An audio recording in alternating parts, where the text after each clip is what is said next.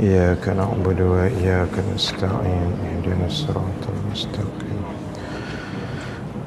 صراط الذين أنعمت عليهم غير المغضوب عليهم ولا الضالين.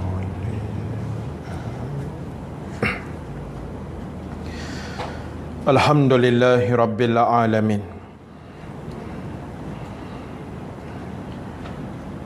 والصلاة والسلام على أشرف الأنبياء والمرسلين سيدنا محمد وعلى آله وأصحابه أجمعين.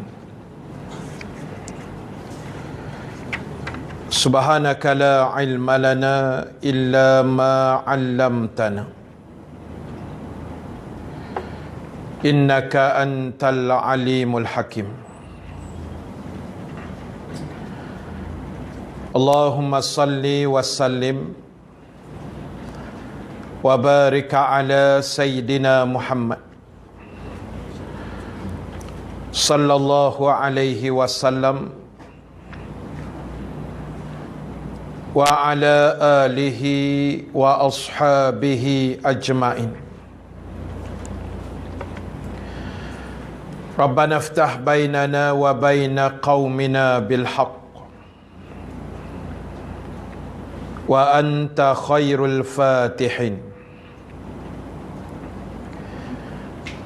فسيكفيكهم الله وهو السميع العليم. أما بعد. Ashabul kiram, tuan-tuan imam,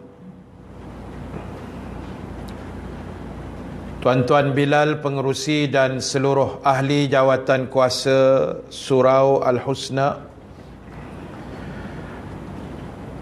muslimin dan muslimat yang dirahmati Allah Subhanahu wa taala sekalian.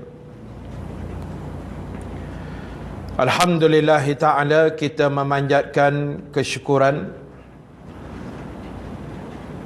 kehadrat Allah Subhanahu wa taala.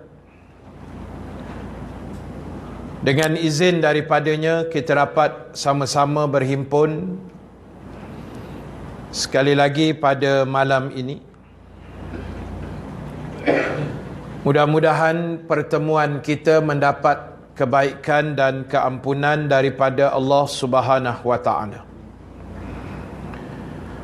InsyaAllah pada malam ini, seperti biasa, kita akan sambung lagi perbahasan menggunakan kitab sirah Rasulullah sallallahu alaihi wasallam, dan kita sambung bacaan di dalam kitab muka surat 240 di bawah tajuk Duta Islam ke Madinah Al-Munawwarah. Dan kita masih lagi di bawah tajuk Bai'atul Aqabah yang pertama, yang telah kita bacakan 2 bulan yang lepas sebelum daripada ini. Kita sambung bacaan muka surat 240, kitab kuning, kitab lama, Duta Islam ke Madinah.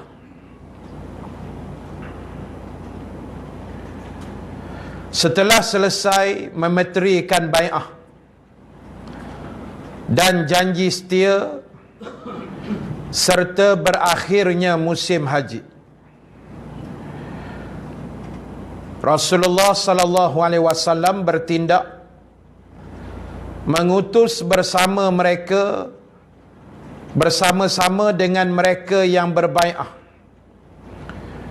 seorang utusan ke bumi Yathrib ataupun ke bumi Madinah, di dalam rangka mengajar kaum muslimin di sana syariat-syariat Islam dan mendalami masalah agama,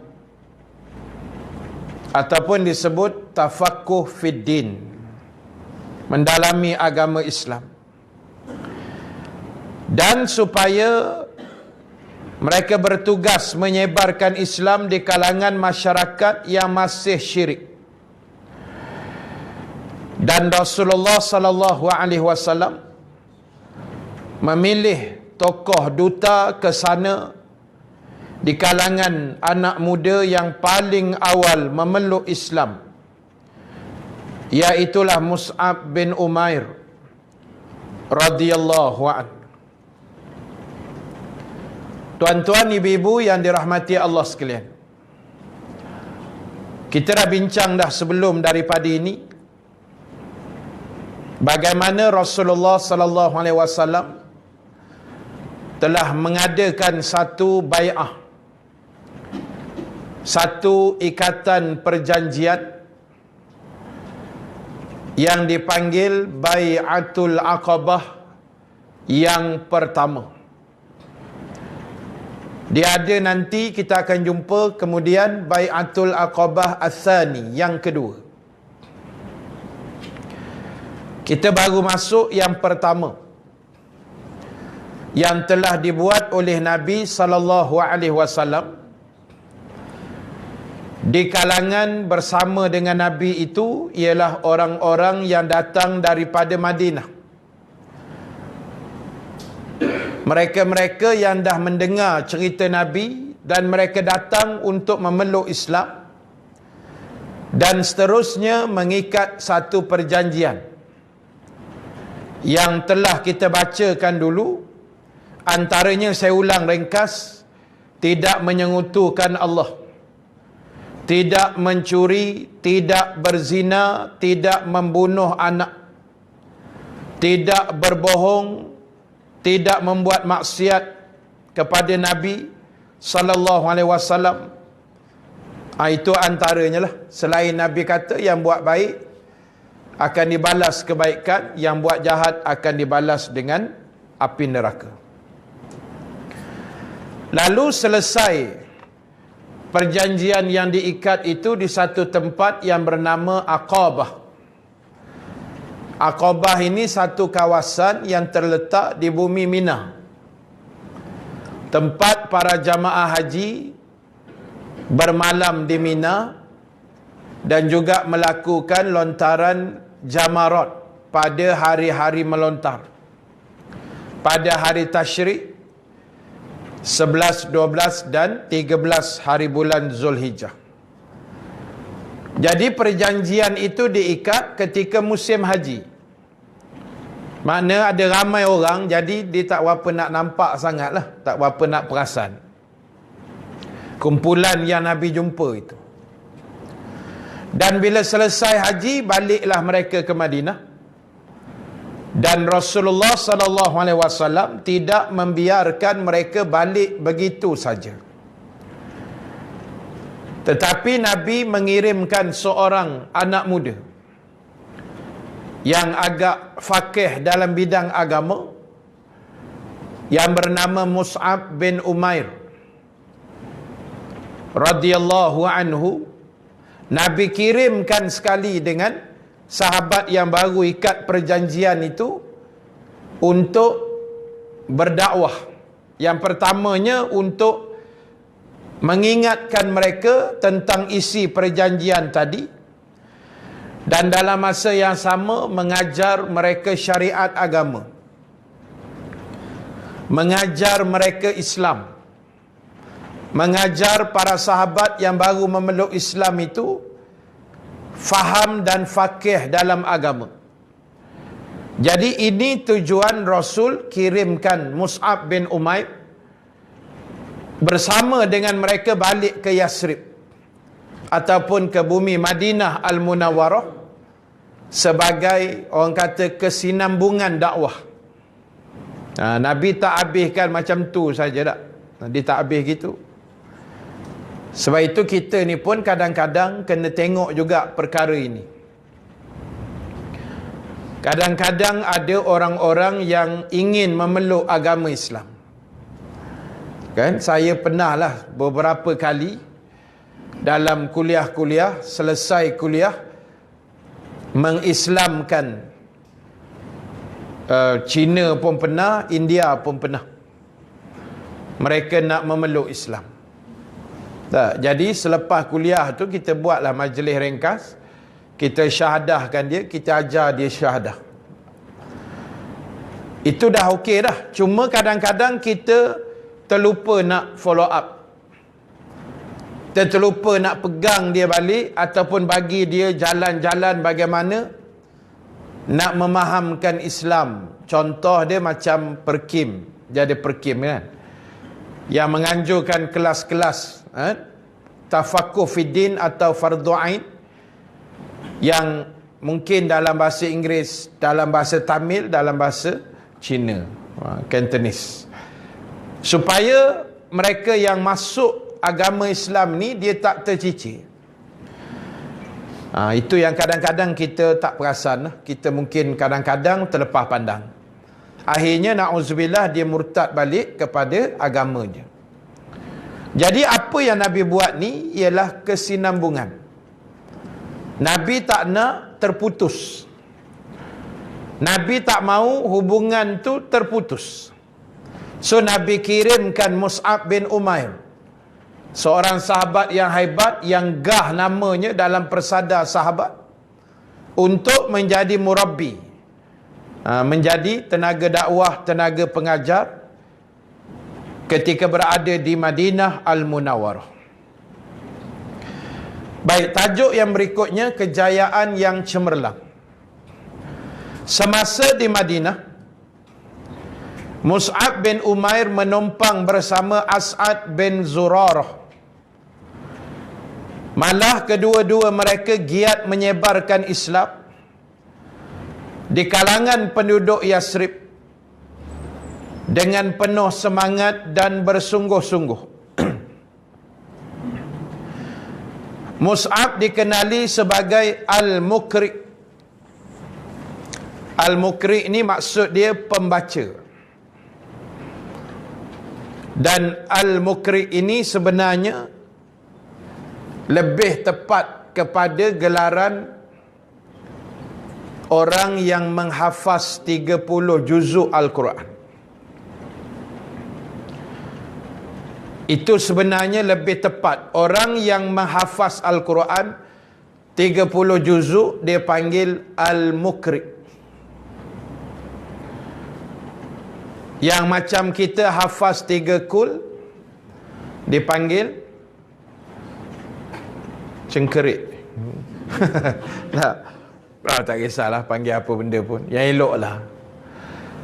Adapun yang kita sebut Al-Hafiz, Al-Hafiz tu sebenarnya lebih menjurus kepada yang menghafaz hadis Rasulullah sallallahu alaihi wasallam. Tapi ialah dah daripada dulu kan, Al-Hafiz, Al-Hafiz, Hafiz terus.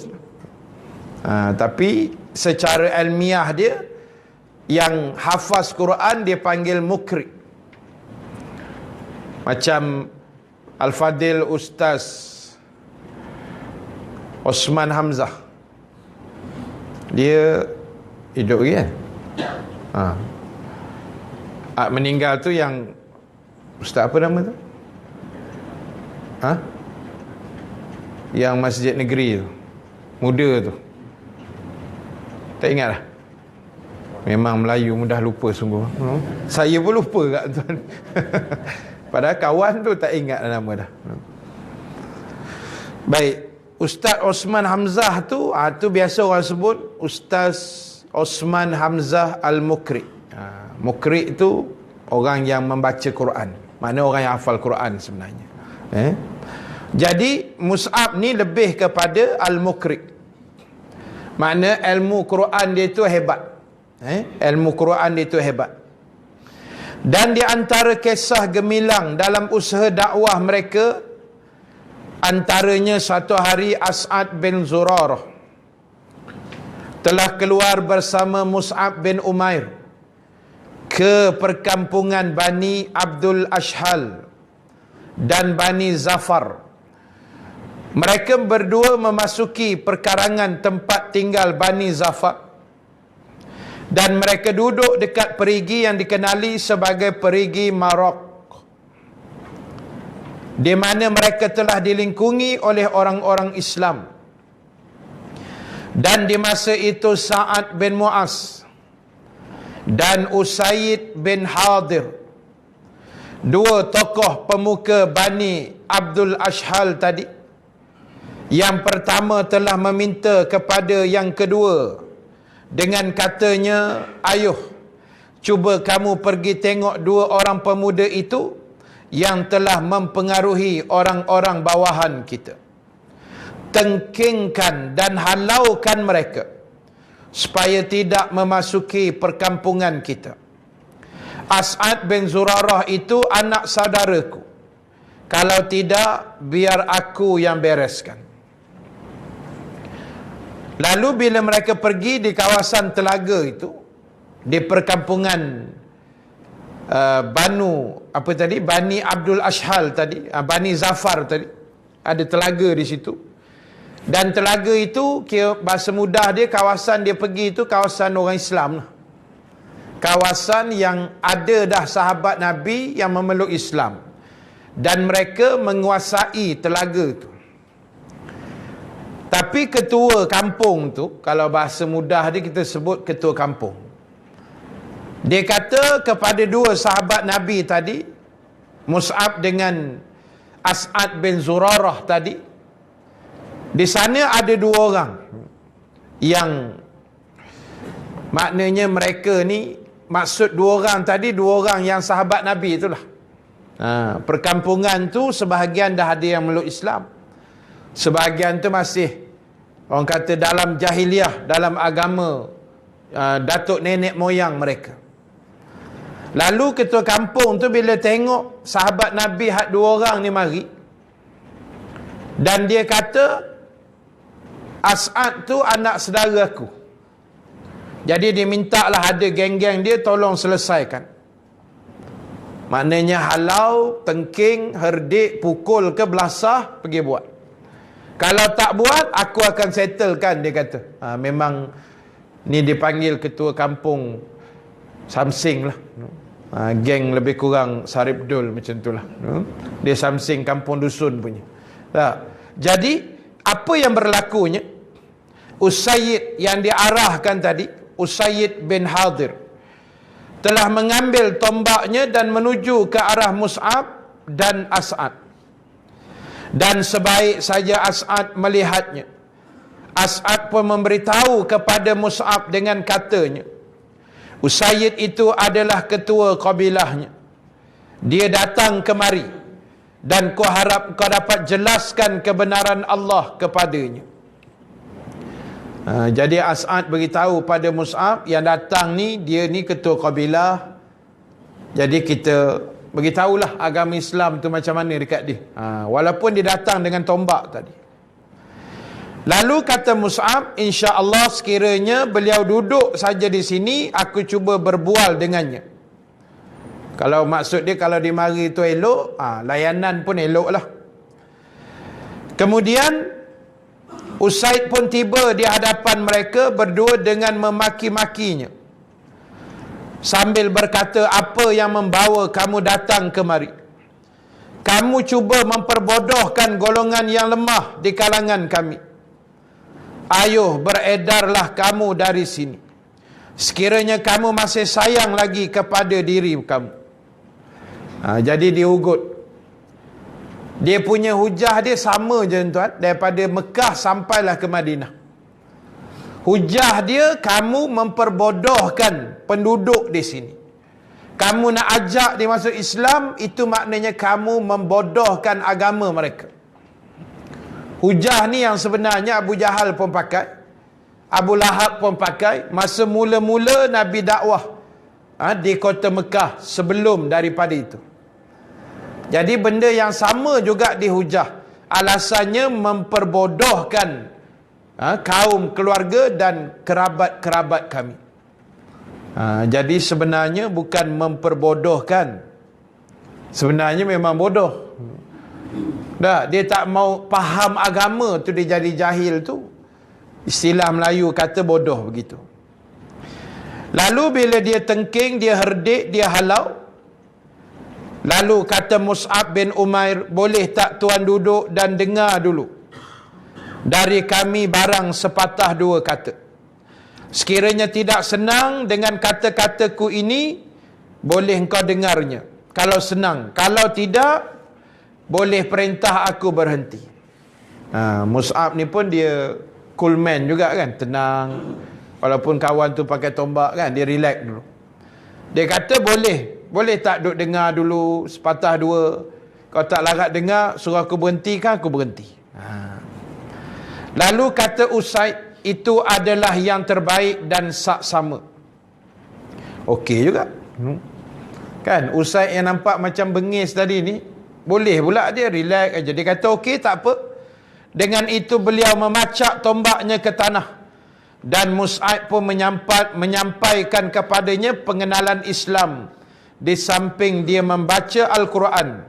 Dan seterusnya Mus'ab menceritakan, demi Allah, kami sudah dapat melihat cahaya penerimaan beliau dengan ajaran Islam. Sebelum beliau menyatakan isi kandungan hatinya dengan katanya, betapa indahnya Islam itu.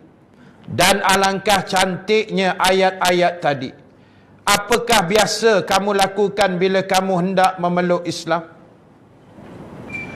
Lalu bila diberi ruang kepada Mus'ab bin Umair untuk berdakwah sikit, sepatah dua kata. Tapi itulah tuan-tuan ibu-ibu sekalian, betul lah hidayah itu milik Allah kan. Tapi cara olahan, cara kita nak tackle orang yang mendengar tu, itu yang paling penting dan mustahak sebenarnya.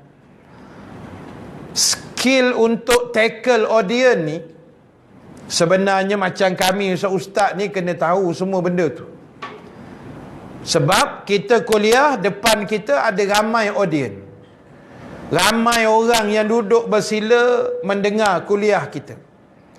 Jadi kita mesti ada cara, ada teknik, ada skill macam mana nak tahankan jamaah tu bagi dia dengar elok sampai habis. Dan dia berasa, oh seronok gak kuliah ustaz ni, macam tu paling kurang. Tak? Kena ada ilmu. Kalau di Taman Setia Warisan ni, apa gaya dia, kena tahu. Beberapa hari lepas saya ceramah di sekolah agama menengah Batu 10 Ceras.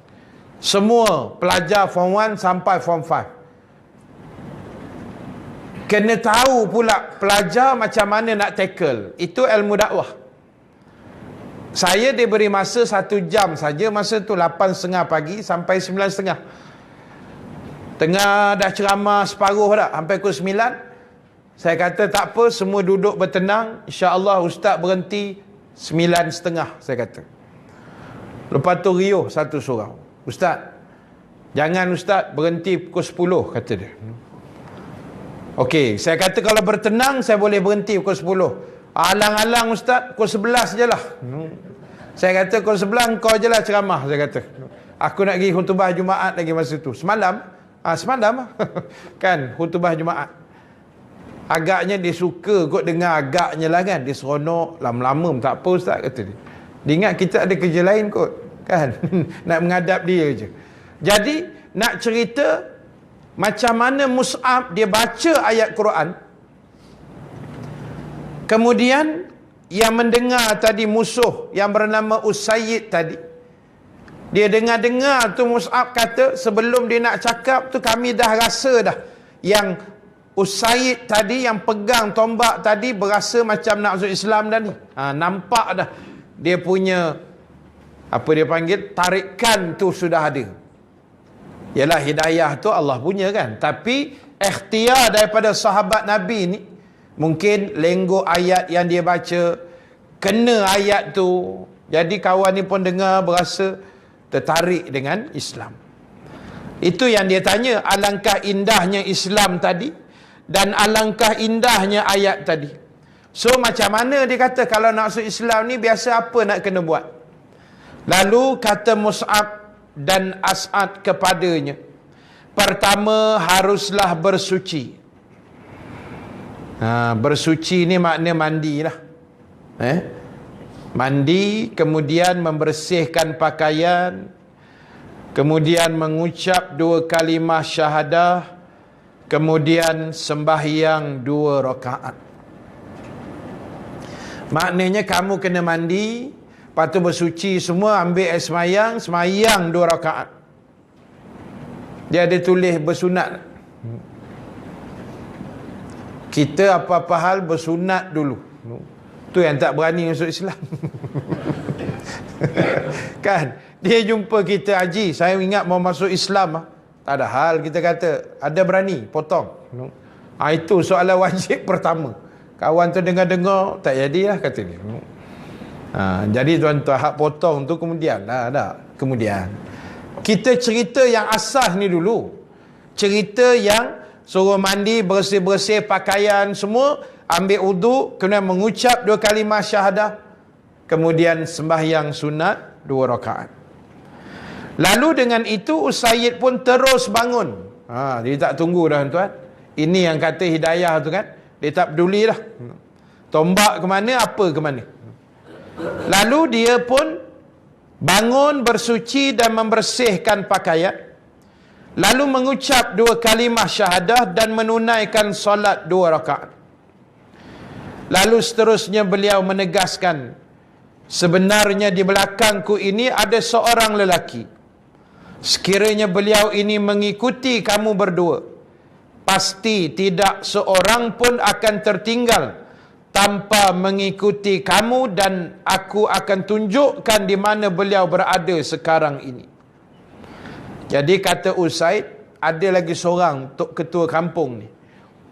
Kalau dia pun masuk Islam kejap lagi, bahasa mudah dia satu kampung. Macam orang asli lah kan, orang asli gitu lah. Tok batin dia masuk Islam, habis sekampung masuk Islam. Tok batin dia murtad, sekampung pula murtad. Dia gitu, dia pegang pada ketua je. Ini orang-orang asli lah. Lalu dengan segera beliau mengangkat tombak dan menuju ke hadapan Sa'id bin Mu'az yang sedang berada bersama kaumnya di kelab mereka. Dia ada kelab. Tempat lepak lah ni, kedai kopi tak, sambil tolak buah dam nak naik haji mabrur tu. Tapi tak mabrur juga. Kan, 14 kali naik haji kan. Tak ada kota punya. Lalu kata Sa'ad, demi Allah, aku bersumpah, itu dia Usaid telah datang dengan air muka yang lain dari masa beliau pergi. Kata Sa'ad, dia dah nampak dah. Tadi masa pergi jumpa 2 sahabat Nabi ni, muka nak macam biru-biru sikit. Balik nampak macam nak hijau-hijau pula dah. Contoh dah, nak bagi faham senang. Dia macam tu lah. Dia dah nampak dah berubah. Air muka tu dah lain. Dah nampak ceria satu macam ni, pelik ni. Dia begitulah.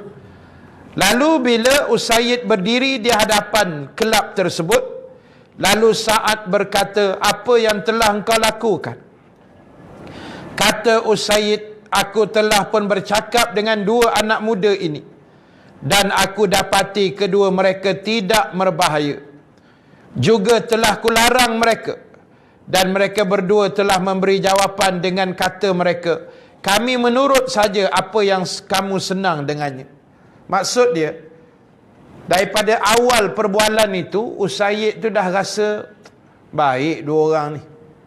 Kan, bila dia kata, kalau kamu nak dengar, dengar. Kalau dah tak larat, nak suruh aku berhenti ceramah, berhenti. Dia macam tu. Dia tengok manisnya kata-kata 2 sahabat ni tu yang dia tertarik peringkat awal. Selain dengar ayat Quran, selain hidayah Allah kan. Lalu dia berkata pada saat itulah yang dia ceritakan. Lalu apa yang terjadi seterusnya, di mana Banu Harisah telah keluar beramai-ramai untuk membunuh As'ad bin Zurarah.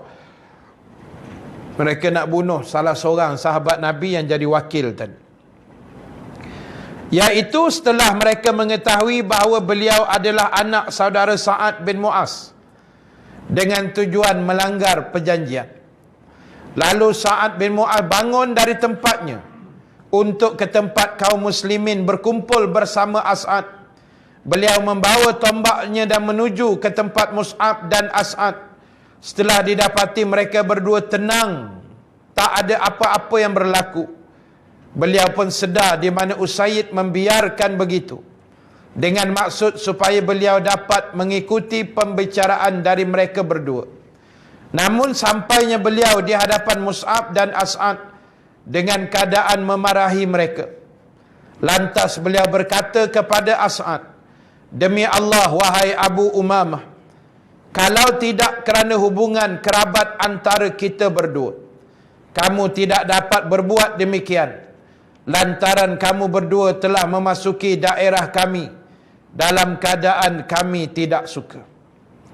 Jadi maknanya, ibaratnya macam dua sahabat Nabi yang datang berdakwah tu masuk kawasan.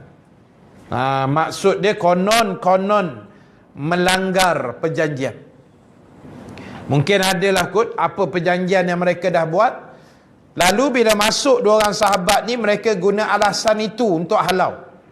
Dan guna alasan yang sama untuk membunuh para sahabat yang telah dikirim oleh Nabi SAW. Dan sebelum ini As'ad sudah memberitahu kepada Mus'ab, itu dia ketua kabilah ini, telah pun datang di belakangnya ramai pengikut. Sekiranya beliau ini mengikuti kamu, nescaya tidak ada seorang pun yang akan tertinggal. Jadi yang membebel tadi tu ketua kampung, belakang dia penuh geng-geng kampung tak. Lalu kata As'ad kepada Mus'ab, kalau kamu boleh tackle ketua kampung ni, habis. Bahasa dia gitulah, satu kampung akan memeluk agama Islam.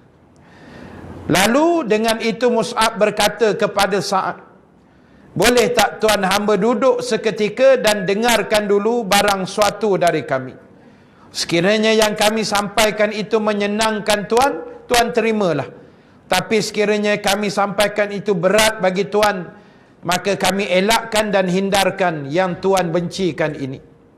Lalu kata Sa'ad, "Itu adalah waras dan saksama." Kemudian beliau memacak tombaknya dan duduk. Sama je.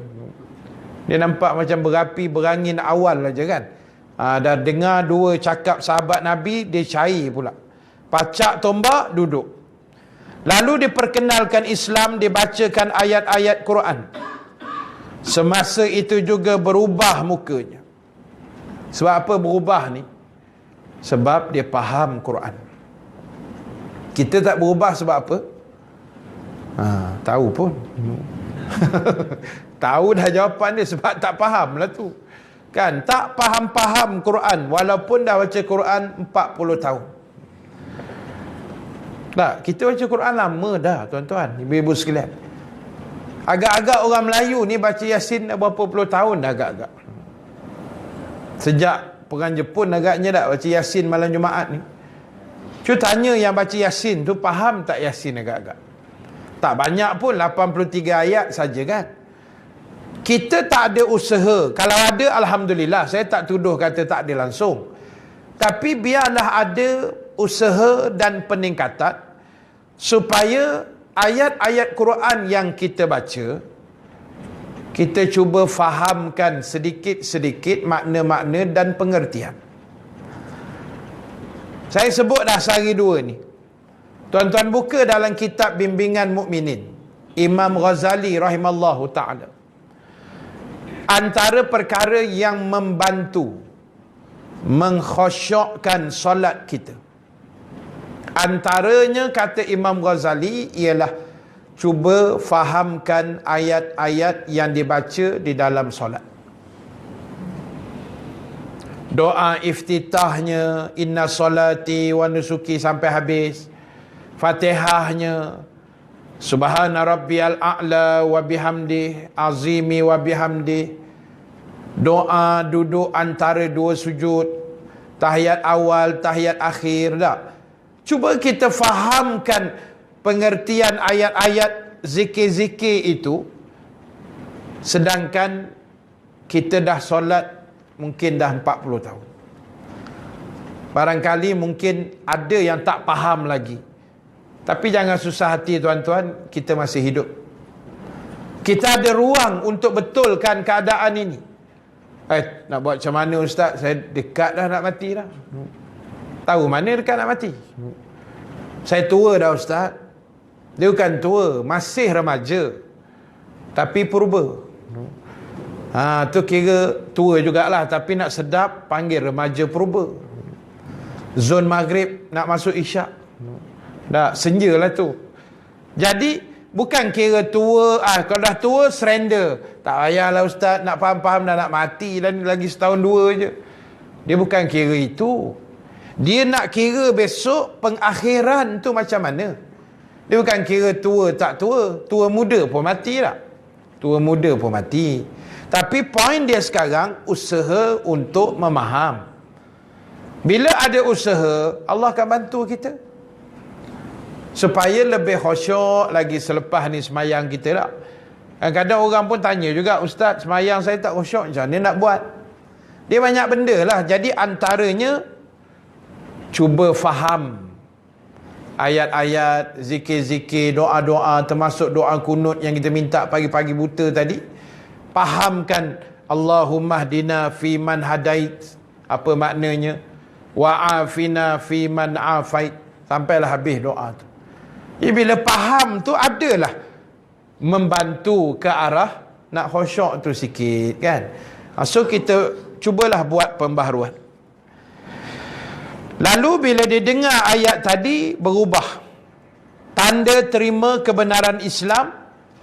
Dan sebelum beliau berkata sesuatu, mukanya berseri, penuh kepercayaan. Nampak dah ceria wajah tu kan. Dan beliau berkata, apa yang kamu buat masa kamu memeluk Islam? Sama je soalan ni kan. Lalu Mus'ab dan As'ad menjawab, pertama kamu bersuci, bersih pakaian, mengucap 2 kalimah syahadah, solat sunat 2 rakaat, dan beliau terus bertindak seperti yang diperjelaskan. Tuan-tuan, ibu-ibu yang dirahmati Allah, ini kalau kita nak sebut sebagai hidayah Allah. Ini sebagai hidayah Allah. Baik, tuan-tuan, ibu-ibu sekalian, saya cuba habiskan muka surat 44 dan 245 tu. Dan saya cuba akan berhenti pukul 8.45. Boleh Boleh tak boleh pun 8.45 saya berhenti. Tuan-tuan angguk ke geling, saya akan berhenti 8.45. Saya minta maaf tuan, malam ni pukul 9.30 saya kena rasmi satu mesyuarat agung. Cawangan di Gombak lah. Baik, saya habiskan sikit lagi. Setelah beliau mencabut tombaknya dan terus pergi ke kelab perhimpunan kabilahnya. Maknanya lepas dia dah masuk Islam tu kan, dia pun cabut balik tombak yang dekat tanah tu, dia pergi kat kelab balik. Dan bila dilihat oleh kaumnya, mereka mendapati wajah Sa'ad telah berubah dari sebelum beliau menemui Mus'ab. Dan bila sampai di hadapan kaumnya, beliau terus bertanya, wahai Bani Abdul Ashhal, kamu kenal tak diriku di kalangan kamu? Mereka menjawab, Tuan adalah ketua kami dan orang yang terwaras di antara kami. Maknanya ada yang tak apa nak waras lah. Sebab dia kata Tuan yang terwaras. Maknanya mungkin ada yang tak berapa waras. Dan sebaik-baik pemimpin. Maknanya saat ni orang yang hebat lah kan. Orang yang ada credibility. Orang yang disanjung oleh penduduk dan masyarakat setempat. Dia ada haibah. Dia ada haibah sebagai pemimpin. Mana orang yang di bawah dia respect dengan dia. Kamu ni hebat, tutur bicara kamu hebat, akhlak kamu baik, dipuji. Dan demi sesungguhnya, kata Sa'ad, apa-apa perkataan yang diungkapkan oleh kaum lelaki dan atau perempuan di kalangan kamu adalah tidak wajar bagiku untukku mendengarnya. Selagi mana kamu tidak beriman kepada Allah dan Rasul. Dia cakap tu je. Selagi kamu semua tak beriman dengan Allah Rasul, kamu cakaplah apa benda, aku tak akan dengar cakap kamu. Dia sound direct gitulah kan. Dia test rakyat dia, kaum dia dengan ucapan dia macam tu. Lalu apa yang berlaku? dengan ucapannya itu tidak sampai sekerat hari seluruh Banu al-Ashhal menganut Islam. Tak sampai setengah hari habis borang. Masuk Islam. Dah, isi borang semua masuk Islam.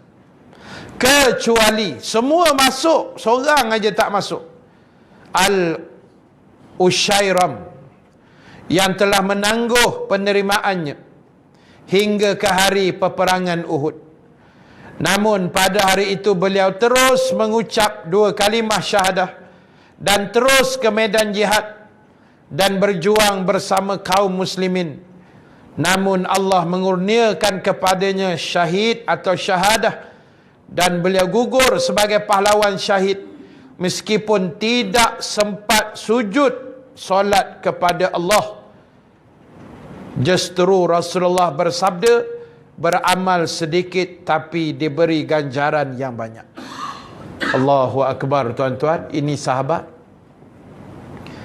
Dia bila nak buat sesuatu tu tak ada tangguh punya.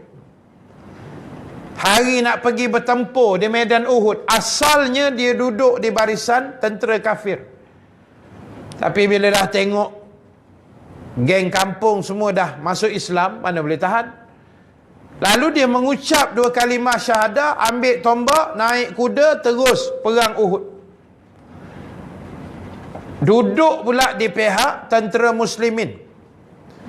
Walaupun kita tahulah asalnya boleh menang peperangan Uhud itu. Tapi Allah uji sikit dengan harta benda ni kan. Sahabat Nabi pun manusia juga. Jadi akhirnya diserang hendak balik oleh Khalid bin Al-Walid. Dan akhirnya Al-Ushairam ini telah mati dibunuh dalam medan Uhud. Walaupun hanya mengucap 2 kalimah syahadah. Tak sempat lagi orang kata nak semayang sunat 2 rakaat ke apa. Akhirnya mati dibunuh. Lalu Nabi bersabda, dialah orangnya, kata Nabi, sedikit amal tapi ganjarannya banyak. Ganjaran dia apa tuan? Syurga tuan-tuan. Kuliah pun tak datang. Kalau macam tu kita yang hari-hari kuliah sampai koyak kitab ni ustaz, syurga Firdaus kot. InsyaAllah kan. Mudah-mudahan. Sahabat Nabi ni kuliah pun tak. Dengar ceramah pun tak pernah tuan. Dengar-dengar angin gitu je kan. Masuk Islam, pecut kuda, kena tombak, mati. Nabi kata sedikit amalan dia. Mana amalan dia tuan? Amalan dia syahadah, kemudian perang tu sikit. Akhirnya Nabi kata sedikit amalan tapi ganjarannya cukup hebat pada sisi Allah Subhanahu wa ta'ala. Sebab itu tuan-tuan, ibu-ibu sekalian, kita ni jangan kira amalan sikit ke banyak, kita buat saja. Yalah, kalau kita kata logiknya, kalau kualiti amalan tu hebat, lepas tu banyak pula, tu lagi canggih lah kan. Itu kira hebat lah. Tapi kalau kualiti amalan tu ada, kita buat seadanya saja, tak mampu banyak pun okey. Dia yang penting sebenarnya bukan sikit atau banyak. Yang penting adalah keikhlasan. Keikhlasan kita kepada Allah. Tapi kalau banyak, itu lagi baik. Tuan-tuan jangan pegang sungguh. Kan, tak apa ustaz kata sikit ke banyak pun tak kisah. Hari-hari sedekah RM1 aja. Dah ada ustaz kata sikit pun okey. Saya ikhlas ustaz. RM1 ni paling ikhlas sekali. Habis RM10 tak ikhlas. RM10 pun boleh juga ikhlas tak. 100 pun lagi ikhlas patutnya. Tapi sebab dia pegang ustaz kata tak kira sikit ke banyak kan. Saya ambil sikit je ustaz. Quran pun saya baca sehari sayat je. Alif Lam Mim Sadaqallahul Azim ustaz. Jadilah. Sikit pun okey ustaz kata. Saya itu yang ikhlas tu. Bila banyak tak ikhlas pula tak. Nampak mengarut pula kita ni. Jadi tak kisah. Yang penting sekarang ni, apa juga pergerakan, ibadah, amalan kita, pastikan betul-betul ikhlas. Dan saya pernah sebut dah, lama dah sebelum ni, amalan wajib tu kita jaga elok-elok. Hak wajib jaga elok-elok. Dia punya semayang, puasa, haji, jaga aurat kan, semua-semua yang wajib tu jaga elok-elok. Dan yang amalan-amalan sunat ni kita kemaskinikan dia baik-baik dan buatlah setakat termampu yang kita buat. Saya ustaz tak mampulah nak puasa Isnin Khamis, tak payah puasa. Tu je cerita dia. Yang nak pening-pening saya tak mampu tapi rasa sayang pula ustaz. Kau dah sayang puasalah. Tapi saya tak mampu ustaz. Tak payahlah puasa. Tapi sayanglah ustaz. Sekali kau lah nak jadi apa pun. Pening lah nak bagi nasihat kan. Sekejap sayang, sekejap tak mampu. Mana satu ni? Dah tak mampu, tak payahlah buat. Dah. Tak mampu puasa Isnin Khamis, tak payah puasa. Tu je cerita dia. Rugilah ustaz. Memanglah rugi sebab kita tak puasa. Kalau puasanya untung, tak puasanya rugi. Habis dah tak mampu. Poin dia bukan untung rugi tu. Poin dia tak mampu.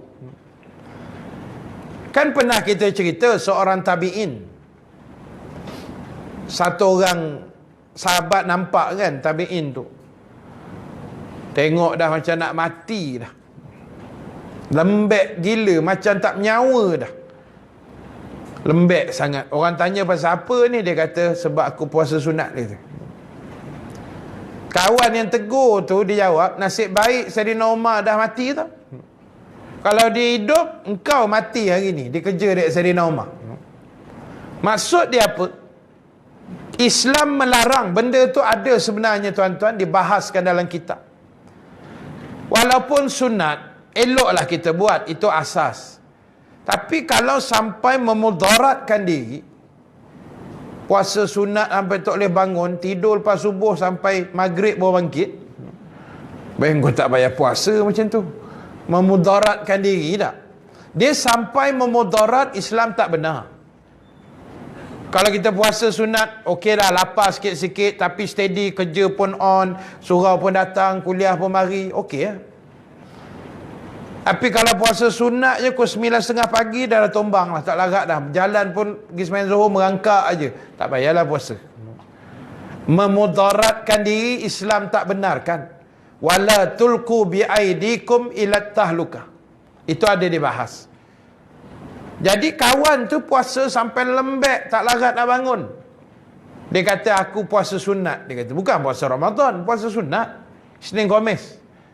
Jadi tuan-tuan, benda-benda sunat kita mampu, bismillah kita buat. Semayang sunat, puasa sunat, sedekah jariah, tak? Itu semua benda-benda sunat.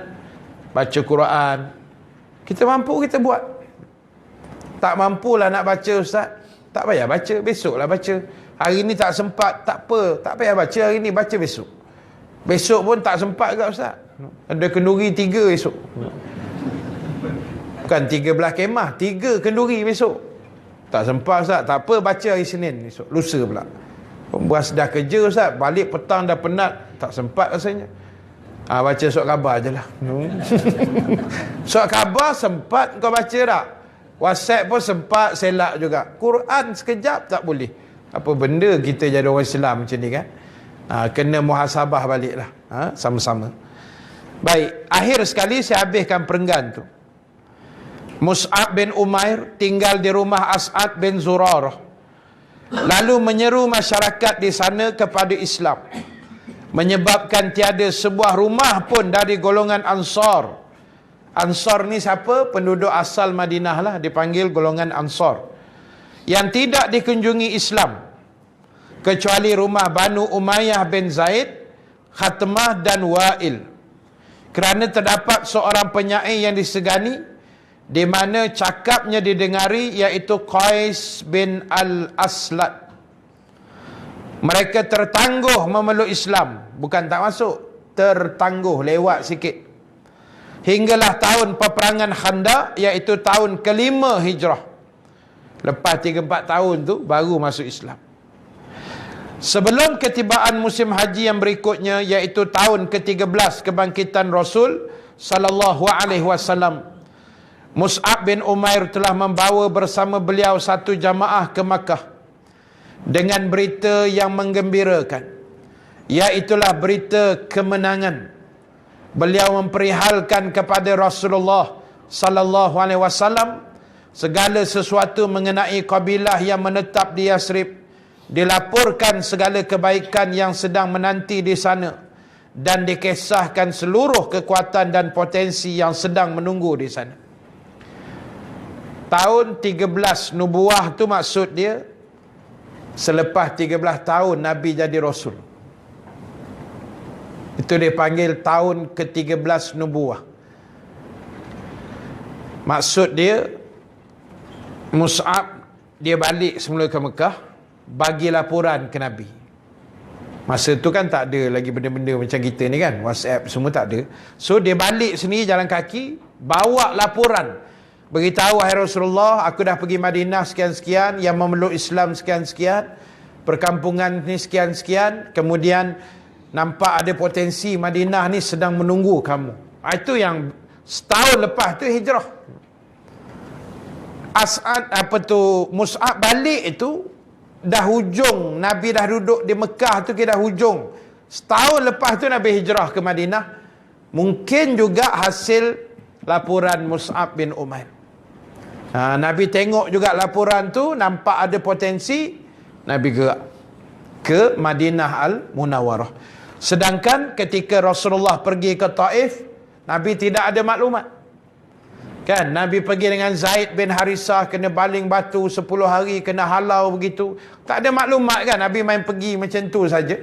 Main agak-agak cuba-cuba nasib. Akhirnya 10 hari Nabi dihalau, dibaling batu dan seumpamanya. Jadi ini cantiknya Bai'atul Aqabah yang pertama, dan insya-Allah nanti kita akan sambung Bai'atul Aqabah yang kedua. InsyaAllah kita sambung pada bulan depan dengan izin Allah Subhanahu Wa Taala. Terima kasih atas kehadiran, perhatian dan sokongan muslimin muslimat yang dirahmati Allah sekalian. Saya mohon maaf dan mohon izin berhenti sekadar itu dulu untuk malam ini. Dan sedikit perkongsian. Yang pertama, jualan Habatus Sauda adalah kereta di belakang sana. Kereta saya belakang sana. Sebab saya pergi tandas tadi, saya parking kat belakang tu. Dan yang kedua, insya-Allah bulan Mac saya akan bawa jamaah untuk umrah 16 hingga 27 Mac. Cuti sekolah tu, cuti sekolah seminggu tu. Jadi kalau ada tuan-tuan yang berminat, boleh WhatsApp pada saya lah, 019 243 7476. 019-243-7476. Dan insya-Allah umrah kali ini kita akan joinkan sekali dengan beberapa orang ustaz yang akan kita grupkan sekali lah, pergi sekali. Antaranya Ustaz Yusaini Yahya daripada Perlis, dan Al-Fadil Ustaz Ahmad Dasuki daripada sini lah, Shah Alam kan. Dan ada lagi 2-3 ustaz yang lain lah, insya-Allah. Jadi itu saja untuk malam ni. Terima kasih pada semua. Yang baik, yang benar daripada Allah, yang kurang kelemahan diri saya sendiri. Kita tangguhkan majlis dengan tasbih kafarah, suratul As dan bacaan doa. Subhanakallahumma wa bihamdika nashhadu an la ilaha illa anta nastaghfiruka wa natubu ilaik. Bismillahirrahmanirrahim.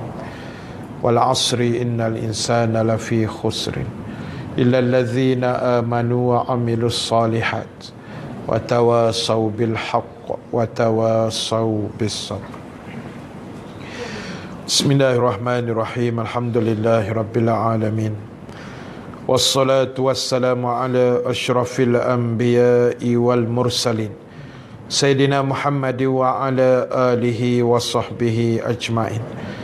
Allahumma ja'al jam'ana haza jam'an marhuma wa tafarruqana min ba'dihi tafarruqan ma'suma wa la taj'alillahumma fina شقيا ولا محروما ولا مترودا وصلى الله على سيدنا محمد وعلى آله وصحبه أجمعين والحمد لله رب العالمين. Assalamualaikum warahmatullahi taala wabarakatuh.